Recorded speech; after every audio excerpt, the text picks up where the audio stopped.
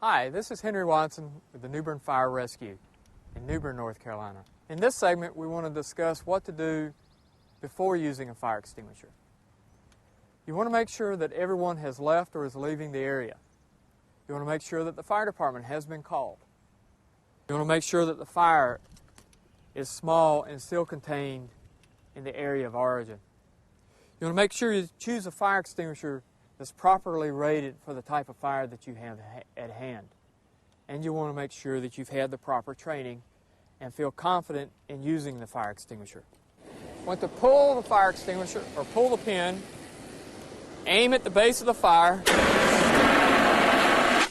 and finally remember to contact the local fire department or fire marshal's office if you have any additional questions.